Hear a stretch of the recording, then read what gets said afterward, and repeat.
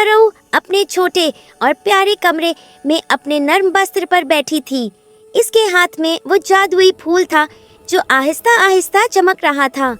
पत्तियां आहिस्ता आहिस्ता खुल रही थीं और हल्की हल्की रोशनी से कमरा जगमगा उठा था।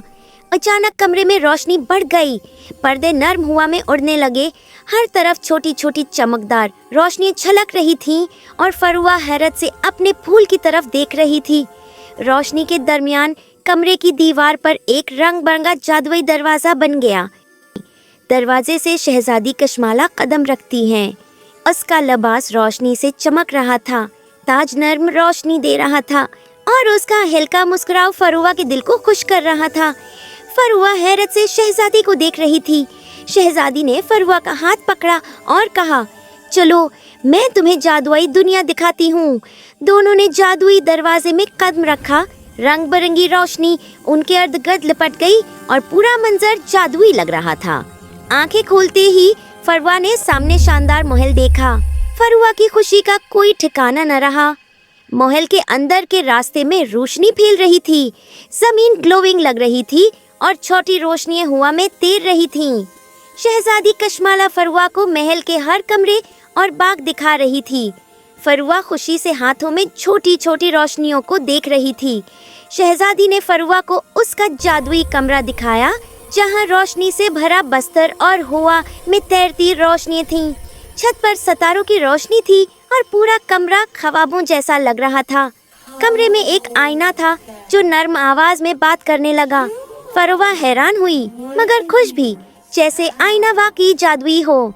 छोटी परियां उड़ती हुई आए, अपने साथ खूबसूरत कपड़े और ज़ेवरात लाएं। उन्होंने फरुआ को पंख रंग का जादुई लिबास पहनाया। परियों ने फरुआ के बाल भी सजा दिए और हल्की चमकदार आराइश भी की। अब फरुआ वाकई एक छोटी जादुई शहजादी लग रही थी। फरुआ आईने में खुद को देखकर मुस्कुरा दी। महल में एक लंबा मेज था जिस पर रंग बिरंगे खाने रखे हुए थे। हर प्लेट थोड़ा सा हवा में उड़ रही थी और हर तरफ जादुई चमक थी।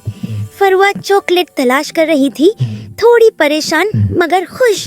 शहजादी ने मुस्कुराकर कहा, आंखें बंद करो, जादू शुरू होता है। आंखें खोलते ही फरुआ ने देखा कि सब कुछ चॉकलेट से बना हुआ था। दरख्त, जमीन और सब कुछ चमकदार और खुशबूदार था। ये वाकई एक जादुई कैंडी लैंड था। एक छोटा सा चॉकलेट घर भी था, चमकदार और प्यारा। फरुआ खुशी से चॉकलेट खा रही थी, हंस रही थी और खेल रही थी। शहजादी भी हंस रही थी और सब कुछ जादुई लग रहा था। आसमान से चॉकलेट के छोटे छोटे टुकड़े गिरने लगे।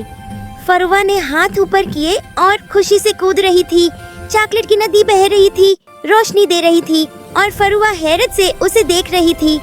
फरुआ और शहजादी चॉकलेट के पल पर चल रही थी, मैजिकल रोशनियों के साथ। चॉकलेट के छोटे जानवर, खरगोश, परिंदे खुशी से हरकत कर रहे थे।